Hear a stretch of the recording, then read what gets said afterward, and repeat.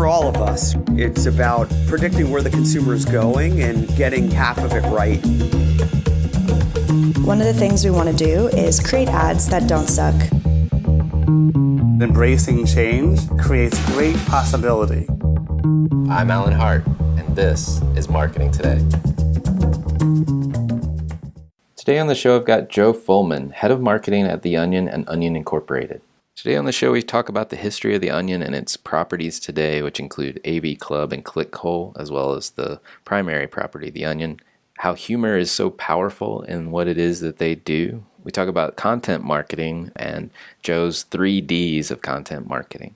And you don't want to miss our conversation about the future of marketing and creativity and how The Onion is investing millions of dollars in joke writing robots. Well, Joe, welcome to the show. Oh, thank you very much. Happy to be on. So I'm jealous. How'd you make your way to the head of marketing at The Onion, place I've always wanted to work?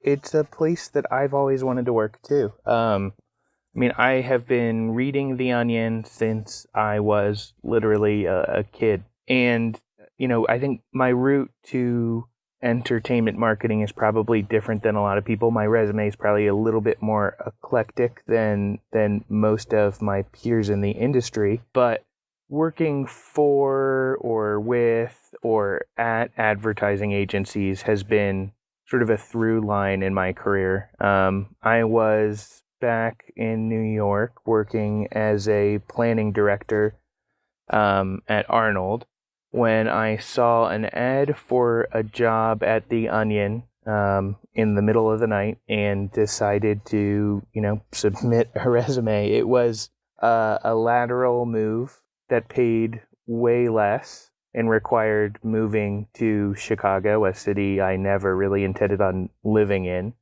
But in retrospect, it was a great decision. I've been here about 2 years. It's probably one of the best decisions I've ever made because I have a job that 15-year-old me would have thought was pretty logical, sort of fits some of the things that I'm interested in. And also takes advantage of skills that I've built that actually are paid for by someone. Great. Well, so tell us a little bit more about Onion Inc. I'm very familiar with the Onion brand, masthead, if you will, but I'm not as familiar with some of the other brands in the portfolio like AV Club and ClickHole. Sure. The Onion was founded around 30 years ago in 1988 in Madison, Wisconsin, where most giant media corporations are founded. Teeming metropolis of Madison, Wisconsin. And it was founded by a couple of college students. And, it was a local rag for the first couple of years. AV Club came a few years later in 1996. Started out as really The Onion's AV Club, just a supplement within the paper. And it was part of the rise, really, of the Onion brand to national prominence. The Onion was one of the first alt weeklies to really get to a national distribution level. At its peak, I think over 30 markets had a local version of The Onion. And the brand just kept growing and growing. In 2013, we made the decision to move operations here to Chicago, as well as to sort of refocus the company on the fastest growing parts of what we do. So we, stopped printing a print newspaper and it started making a bunch of branded content. So we started Onion Studios, which is sort of the kind of key moneymaker within our operations today, creating content for brands, and started thinking about ourselves more as sort of a content studio than a traditional publisher trying to create media inventory. So our business is really now much more focused on sort of the creative piece than just sort of fulfilling on media plans, even though that's still probably the biggest piece of what we do, from occupying our time. The most profitable part of what we do has really been focusing on creating content for brands. And in that quest to be, the perfect advertising partner, we started ClickHole in 2013 with Jack Links, the launch partner. And beyond just creating more advertising inventory, ClickHole, does some stuff that The Onion was not able to do. Speak in a different voice, make sort of jokes that a newspaper wouldn't make, as well as parody, new forms that have become more popular as, sites like BuzzFeed or Vice or Upworthy have kind of come to supplant a lot of the old media companies that The Onion is built as a parody of. So across the three brands, we do some stuff that is funny as well as some stuff that is journalistic, critical. And the three companies now fit into the larger portfolio of the Fusion Media Group. So in 2016, in January, we were acquired, or a portion of our company was acquired by Univision. And in Univision put us into a group along with Fusion, which is a broadcast cable channel. Mm-hmm. As well as the former Gawker Media Group properties, now Gizmodo Media Group. And, across the larger portfolio, there's a bunch of interesting opportunities that kind of build on some of the changes we started in 2013. Kind of gives us the scale, though, to really compete in a way that on our own we were never able to do. But the Onion, the AV Club, and ClickHole are great because as brands that have been around for now almost 30 years, we have that sort of institutional legacy that I think a lot of digital companies do not, digital publishers do not. Tell me a little bit more about the Onion Studios. What type of content are you creating? I'm sure there's written form, but are you doing other forms of content as well? Yeah, I would say the vast majority of what Onion Studios does is actually video.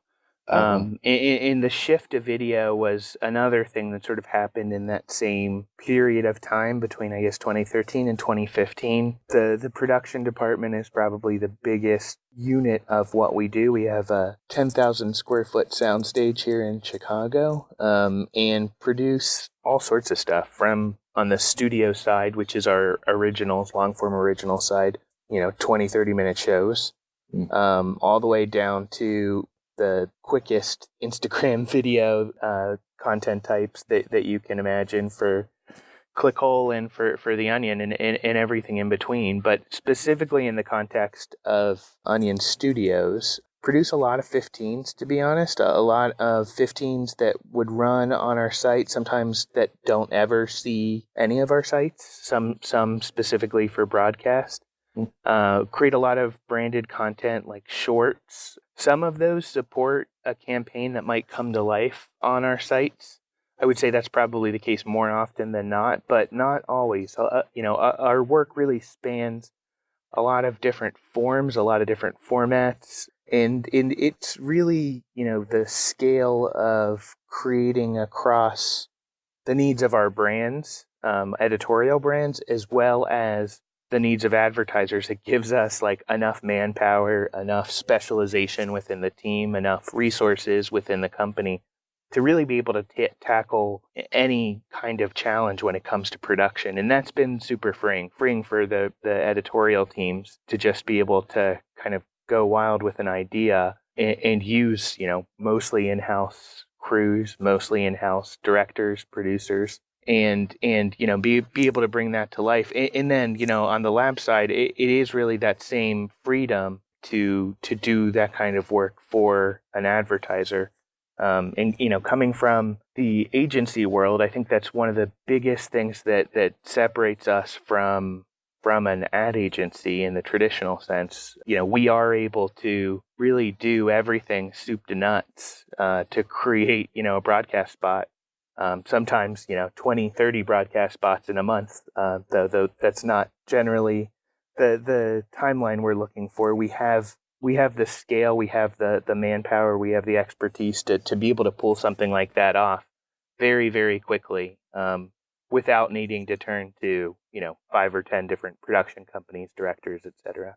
Well, now, you know this, obviously, humor is extremely powerful. Do you think that it's humor in itself that's the, so to speak, not so secret success of The Onion and its properties? Yeah, I think that humor is definitely the thing that has made the Onion name successful over the past 30 years. But really, more than humor, even it's consistency. So Mhm. from that perspective, I think in the last 30 years, you can think of half a dozen comedy brands that have come to life and did what they were going to do, and the form has kind of died away, or they're doing something slightly different now. The Onion is remarkably consistent. We never start with the question, will a reader like this? Is this something that people want to hear? It's always asking, has this been done? Is this too insidery? In, balancing those, sets of questions, we end up in a place where we can really, innovate when it comes to content without having to, change the form too quickly. It's essentially a really conservative institution from a creative standpoint, because there are formats that we've had since the early days of print that are still going strong. So formats of jokes, formats of features within the paper. And I think that the ability to iterate sometimes for decades on a single format has been something that's super valuable. And I think, though we've been in the video business in some way, shape, or form since we launched our first show back in 2007, I believe, we are just kind of getting to the place where we're starting to see, similar formats really start to play out over those same long periods of time. And that's where, a lot of the great sort of iconic work that The Onion has done really happens. I think about, a format like Film Standard with Peter K. Rosenthal. It's a joke that has been going on for almost a decade now. And it really owes to the fact that, it is strong enough to carry a decade worth of joke making. So publishing is a tough business these days, and I know you're diversifying. Obviously, we've talked about a little bit of that. But how is the Onion approaching those challenges? Whether that's new ways to generate revenue or work with partners and brands. What are you guys doing? Yeah. So publishing is definitely a super tough business. I think that most publishers who have sort of stuck to the meat and potatoes of media sales are either dead or dying at this point. I mean, there's not an easy way to fill, mid 90s, fill the gap that mid 90s print advertising would leave in the balance sheet of any publication. So everybody's had to change in some way.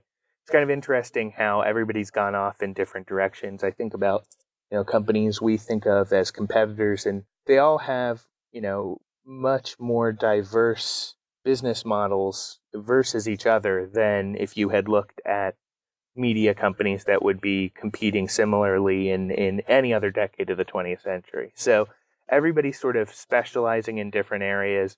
We have a couple of areas that I think, have been bigger bets for us. I think the first is scale. So about a year ago, we launched Onion Reach Network, which is a group of, I think, about 35 or 40 different sites now that make their inventory available for direct buys through Onion Inc., through FMG. And a lot of that supports, sponsored content, but can also support editorial initiatives we have going on. So that's helped us sort of move into a bigger pond, so to speak, as has really just being acquired by a media mega conglomerate like Univision Communications. So Univision is a giant company with many TV stations and radio stations, and we are a teeny tiny piece of what they do, but just being a teeny tiny piece has made us much, much larger. So, together with the Gizmodo Media Group team, who we work super close with, we're able to bring campaigns to life on a scale that, rivals the biggest media company when we have a call for it. The second thing we do is really something I've already talked about a little bit, which is moving up the value chain. Mm-hmm. So, Onion was never creating ads, or very rarely creating ads, when we were a print newspaper for print newspapers, right? So we were not a studio. That wasn't something we really did. But Onion Labs, is a big part of creating the content that runs on our website, the ad content that runs on our website. Sometimes that takes formats that are sort of familiar to people that read The Onion. They look like Onion content, but as often as not, it's stuff that looks completely different, or stuff that would be, too out there for sort of the rules of what goes in The Onion. But that content has been very successful for us. I would say that's probably, Onion Labs probably touches 70 to 80% of our revenue, which isn't to say it's all creative fees, but they're involved in all of our biggest deals, and that's been a tremendously powerful thing for us to be able to sort of vertically integrate in that process, and to sell an advertiser on an idea rather than sort of the audience itself. And then the third, I'd say, is creating a library of original content. So, we've been making shows since ONN back in the mid-2000s for IFC, for Comedy Central, more recently for Go90 and for AOL. And, a lot of this content isn't just stuff that we would think about, immediate revenue from. It's stuff that has, a larger annuity value, can be useful in a lot of different formats, sort of re-edited, modularly deployed in all sorts of different platforms. So that's an exciting new part of our business, and a challenging one as well, because it's very different to market a TV show versus to marketing a piece of editorial content. Right. And then the last is, I think, really, content marketing itself. So thinking through how we distribute content to get the most out of it, whether we're, thinking about how to save money while fulfilling an invoice that we have from an advertiser, thinking about smart distribution of a sponsored video or sponsored article, something like that, or whether we're thinking about, getting more out of our investments in whether it's long or short form content. How do we get the most out of that? Just being smarter about content marketing. And in the time that I've been here, we've come a long way. We've built a team of specialists in distributing this content. We have a lot of job functions that just didn't exist before last year. And that's really helped us sort of break through to the next level as far as getting the most out of the investments in content that we've already made or that we've made in the past. Like we've been able to claw back a fair amount of revenue in the past year or two just from deploying our archive videos on the social networks and monetizing them that way. So it's a lot of base hits that sort of together are a powerful part of our business when you look at where we've gone with content marketing. That's great. So I know you're obviously the head of marketing at a publisher, and you have to be an expert at content marketing. So how do you think about that? How do you break it down? So we are sort of fans of this idea that we call the 3Ds. Mm-hmm. And the 3Ds of content marketing, if you will, are deconstructed planning, distributed content, and derivative content. And, it's an approach that kind of stretches across both editorial and sponsored content distribution. The basic outline is that by starting with a deconstructed plan, starting with the goal that you have for a piece of content, whether that is, a distribution threshold, whether that is, reaching some kind of, qualitative metric that we're going to go after with Nielsen or some other partner, whether it is really, hitting a CPV goal, if we're thinking content in platform, whatever that is, we start with, what is the number that we have to hit, or what are the numbers that we have to hit to feel like this was a success? And in content marketing, that is rarely super straightforward. It isn't like how many gallons of Tide have disappeared from the shelves. It's usually something way farther down the path than that, but or way farther up the funnel than that, I should say. Right. But there are still a lot of important insights to be gleaned from having a good idea about what you actually want, and that's not something that I think universally, whether it's media agencies or brands directly, are actually 100% clear on when they start an engagement. So that's been something we've tried to get brands to focus a lot on is what exactly are you looking for? And then when we have that KPI, we sort of work backwards to what is the content that we need? What are the teams that we need to have in place to support those goals? And that's what helps us get to a distributed content plan usually. And the idea there just being that we will go for the easiest best option in every instance, which seems very obvious, but it wasn't the way that we were distributing content before, I would say, about a year ago. So we have a belief that a view is a view is a view. So, a view on Vine, RIP Vine, is worth the same to us as a view on Facebook is worth the same to us as a view on YouTube is worth the same to us as a view on site. That's not to say that, the monetization opportunities are the same in all of those places. So there are decisions that we would make, based on monetization opportunities separate from video views. But that's sort of where this idea of deconstructed planning becomes so valuable, is when you get to building your distributed content plan, you are aware of whether you're really looking to make the biggest impact overall, or whether you're looking to recoup more of your investment, or whether you're looking to, compress the time frame of a campaign. You have some clarity in your approach to content distribution by approaching the question with such clear goals. And then the third piece is derivative content. And again, derivative content seems like a very obvious thing, but it isn't something that always happens if you don't plan for it.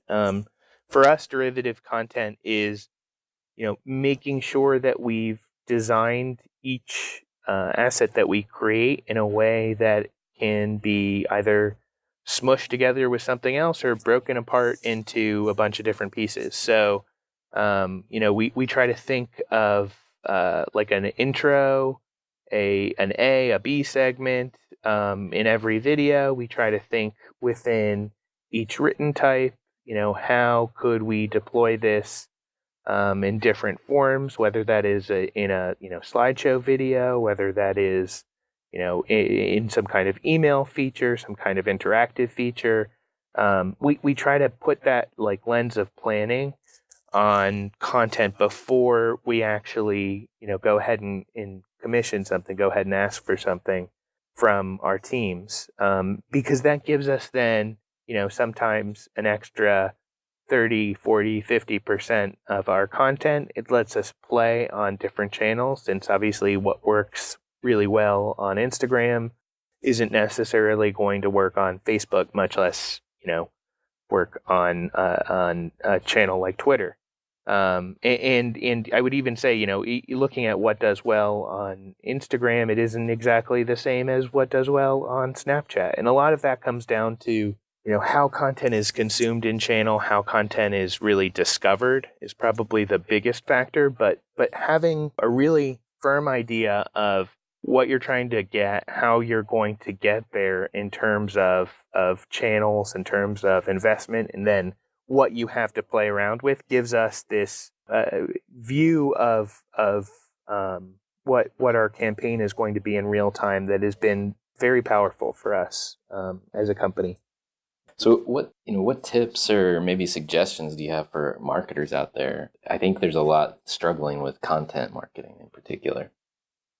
Yeah, I would say that you should not be afraid to do stuff that seems like it will only barely work.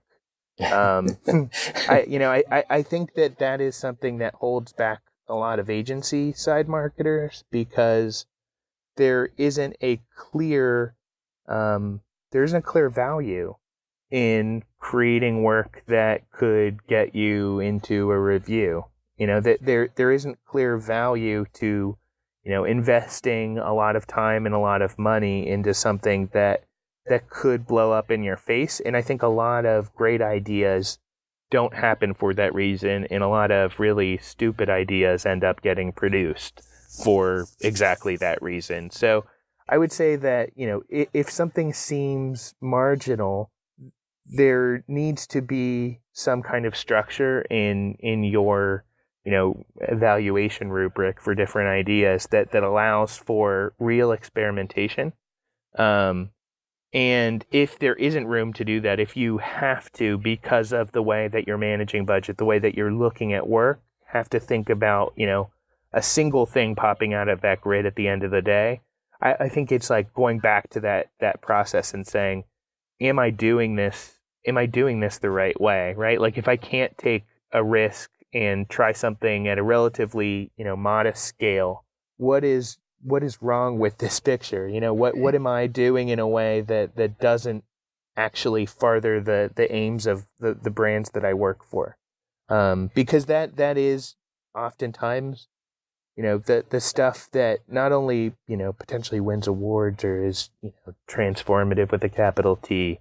It's the stuff that ends up being, powerful as the sort of rules of the game shift. So for us, I would, use the example of slightly longer formats of video. A year ago, there were very few venues that would allow us to monetize that content. And today we have ad break from Facebook. We have a great relationship with the Amplify team at Twitter, all of which sort of, if not rely completely on having content that is in that 2 to 3 minute range. It's stuff that definitely benefits from having, content in that 2 to 3 minute range.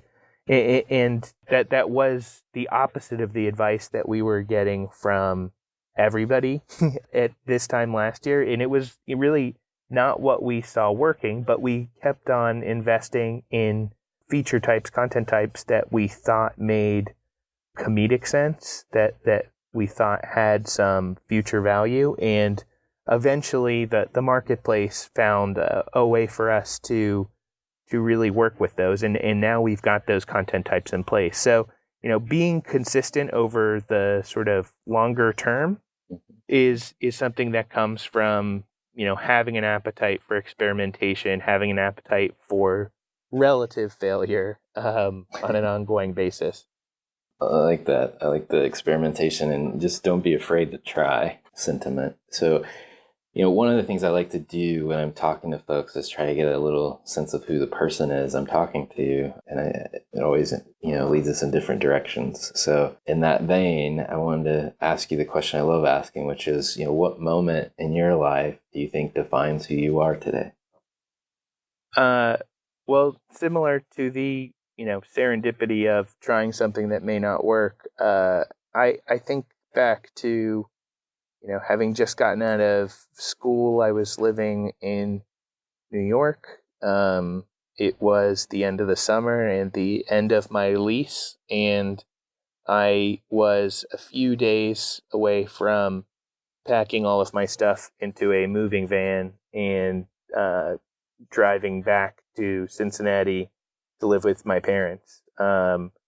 And I was, desperate for any kind of job. I definitely had no ambition to work in marketing. In fact, I was ambitious to not work in marketing. I was really looking to do something that seemed cool. Right. And marketing didn't seem super cool, but I answered a job post on Craigslist to interview at a children's shoe store in the West Village. And after getting that booked, I went in for the interview, which went disastrously poorly. I was just like clearly not qualified to sell children shoes. And there was coincidentally another job on Craigslist that was like 2 blocks away at an ad agency, working as the like lowest level, rower in the long ship at an agency called Greater Than One, doing healthcare marketing, doing SEO. Was never something that I thought I would be interviewing for. Never thought it would be something I'd be interested in. But around a year later, I had moved into a strategy role, found an aspect of advertising that I found, very interesting. And the rest has sort of been history. I think, just not getting the job at the shoe store really sent me down the path that I've been on since then. Well, I love the ironic nature of you weren't capable of selling shoes for children, but you were capable of doing SEO and search engine marketing. I had a mustache in their defense, so it might have skeeved them out a little bit, but I see. I still think I would have been okay at selling shoes, but we will never know. Okay. Well, kind of building on that, what motivates you or drives you to do what you do now? I think that it's a much easier question to answer now that I'm not on the agency side and working on cholesterol drugs and truck transmissions at the same time.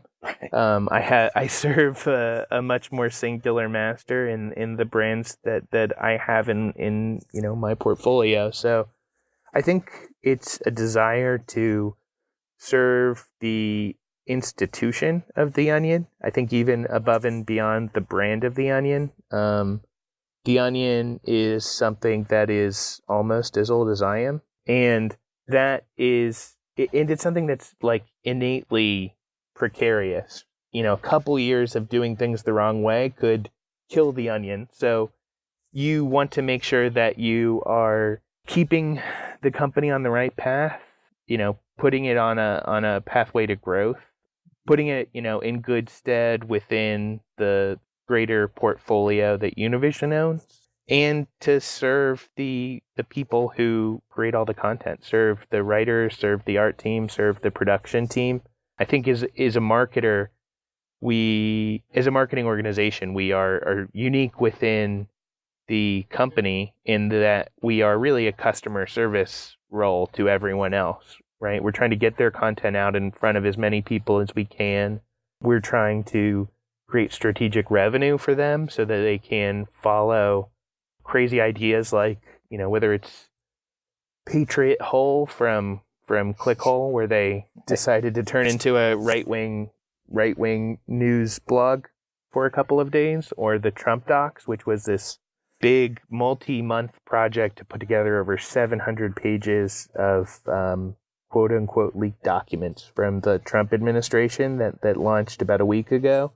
It's stuff like that it isn't easy to distribute that stuff. It isn't easy to make that feel like a huge success because they're ephemeral in the way that we release them. They aren't going to be ongoing feature types like the majority of the stuff that we do, but they have a lot of meaning for both the writers and the creative people, as well as for our fans. So trying to make those feel as big as possible is super important to us. I think making sure that the years that I spend at The Onion are years that people in the future me's look back on as, having moved the company in the right direction. I think marketers are typically students of the business. So I'm curious, what brands or companies do you follow or you think others should be taking notice of? I think a lot about working in the media, about the value of the media itself. I think we are living in a period of time when media is as powerful as it has ever been before, despite social media, despite sort of a backlash against its sort of influence, the media has a super important role to play in dictating, what we talk about, what gets shared online, and specifically, high quality news is something that is largely under threat. I wouldn't say it's just, fake news in the, context of current politics, but, the integrity of news in general. I think what Facebook has done recently in launching the News Integrity Initiative, with the Tao Center and CUNY and the Knight Foundation is one of the coolest things that's happened in the past few years. I know Google, I know Twitter have answers to this as well. But the way that Facebook is tackling this, putting human journalists in the seat of deciding, whether something is worthy of wide distribution or not, is a super valuable task that will improve the ecosystem for news distribution, will make the user experience of Facebook better, but will also sort of benefit the highest quality publishers out there. I think, people ask us oftentimes, are you worried about the News Integrity Initiative because you guys are fake news? And I'm putting that in air quotes. You can't see it. Right. But, right. We are not really fake news, right? There's a grain of truth. There's something at the sort of center of everything that we do that is a like an eternal truth that we are sort of getting at with a headline. And even if the headline is a joke,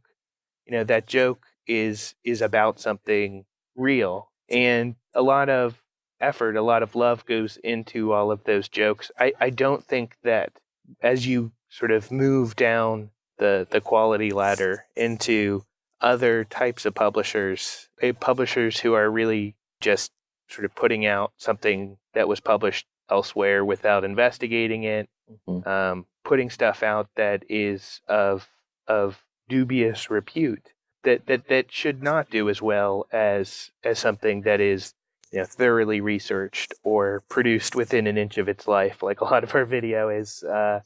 And that is something that is encouraging to see happening within the larger ecosystem, whether it's coming from Facebook or private foundation. Love that. So last question, what do you think the future of marketing holds?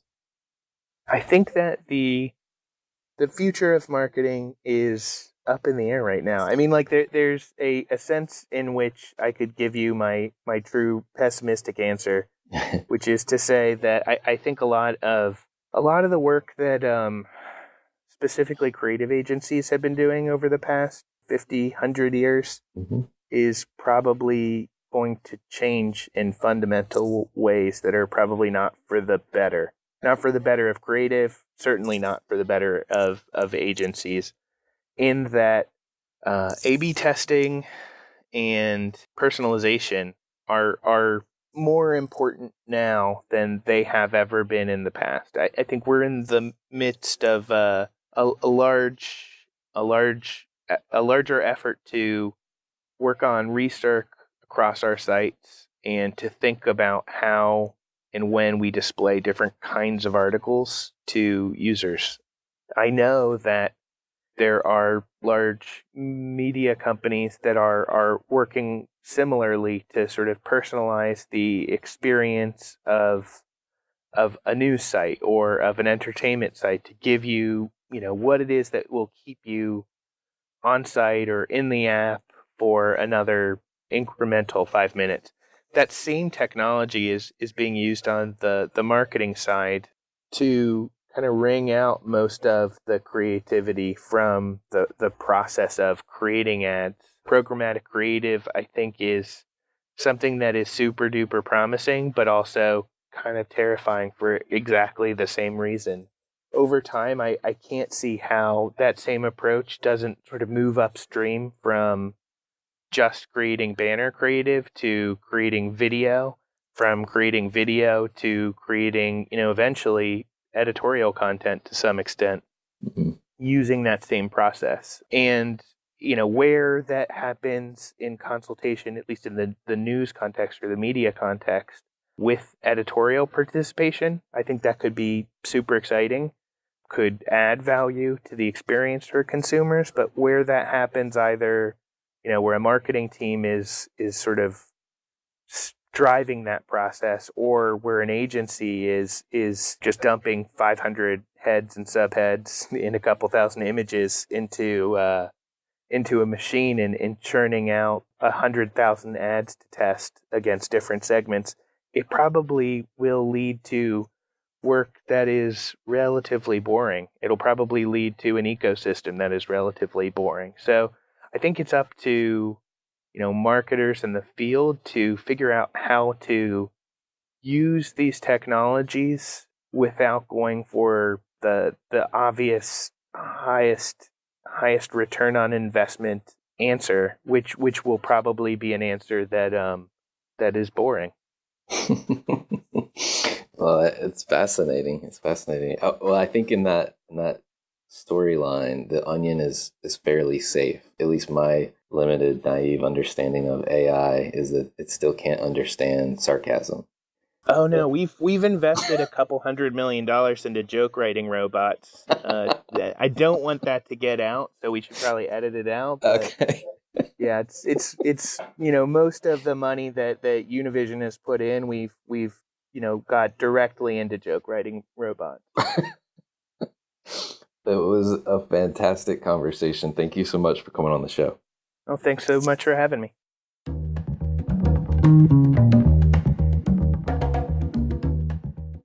Marketing Today is brought to you by Atomic. Atomic focuses on unleashing the growth potential for clients we serve.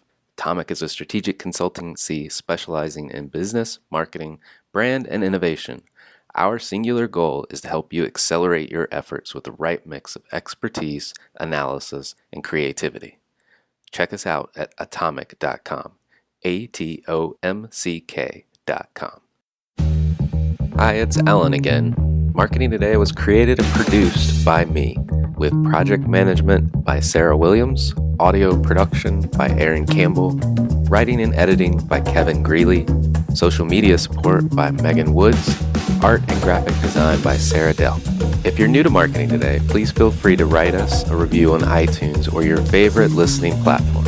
Don't forget to subscribe and tell your friends and colleagues about the show. We love to hear from listeners at info@atomic, ATOMCK.com. I'm Alan Hart, and this is Marketing Today.